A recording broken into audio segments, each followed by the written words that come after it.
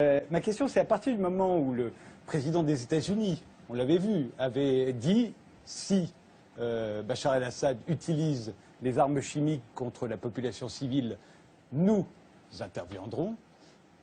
À partir de ce moment-là, le monde attend des représailles. Michel Colomb, comment vous le réglez, vous, ce dilemme?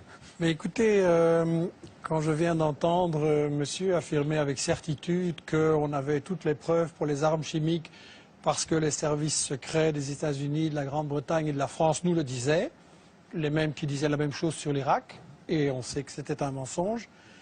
Je pense que, bon, moi qui suis les guerres et la propagande de guerre et la désinformation depuis 20 ans, tout ce que je viens d'entendre, là, ça en fait partie. Et je voudrais rappeler cette phrase du Premier ministre britannique Lloyd George. En 1914, il disait « Si les gens savaient à propos de la guerre, elle serait arrêtée tout de suite, mais les gens ne savent pas et ne peuvent pas savoir. » Et cette 20 années d'études sur les guerres et tous les prétextes de ce genre et tous les mythes qui ont été fabriqués comme ça m'ont amené à penser qu'il est très important que les gens qui nous regardent et qui nous écoutent réfléchissent que dans chaque guerre, on applique ce que j'ai intitulé les principes de la propagande de guerre. On ne peut pas évidemment dire qu'on fait la guerre pour le pétrole, pour le gaz, pour le fric, etc. Donc il faut travailler l'opinion publique, premièrement en cachant les intérêts. Et je m'excuse, la question de la Syrie, c'est très simple. Il y a du pétrole, il y a du gaz, il y a des gazoducs, il y a des projets énormes en dessous de la Méditerranée qui intéressent Israël, tiens. Et quand on voit que Total et le Qatar, maintenant en Libye, se partagent le gaz, ben, il ne faut pas faire un dessin. Le deuxième grand principe de la propagande de guerre, c'est de cacher l'histoire. Et la France se pose en donneuse la France d'en haut se pose en donneuse de leçons. Il ne faudrait quand même pas oublier que le colonialisme français a bombardé les Syriens en 1945 pour les empêcher d'acquérir leur indépendance, a pratiqué et organisé la division de la Syrie, notamment sur des bases religieuses, et puis que toute l'histoire de la Syrie, depuis qu'elle a résisté à Israël, ça a été le travail des États-Unis et d'Israël pour affaiblir et briser la Syrie. Et Roland Dumas disait il n'y a pas longtemps qu'il y a 2 ans, on lui avait dit à Londres, on prépare quelque chose contre la Syrie, est-ce que tu veux en faire partie? Il avait dit non, 2 ans avant les manifestations. Le troisième grand principe de la propagande de guerre, c'est qu'il faut absolument, quand on a décidé d'attaquer pour le pétrole, le gaz ou le fric, il faut absolument diaboliser l'adversaire. Et donc là, on a droit à toute une série d'histoires. Et celui qui dit, moi je sais, qui dit ici, je sais tout ce qui se passe en Syrie, je n'ai aucune certitude, pour moi c'est un charlatan. Je pense qu'il n'y a pas de guerre propre, je pense qu'on a vu des atrocités des deux côtés. Et je pense que quand on se réclame de la justice, dire avant toute enquête, je sais qu'il va falloir faire quelque chose et je sais qui est coupable, c'est pas sérieux. Un tribunal qui jugerait comme ça ne serait pas accepté. Sur la question des armes chimiques, c'est évidemment intolérable. Je voudrais juste poser la question à ceux qui connaissent bien les États-Unis.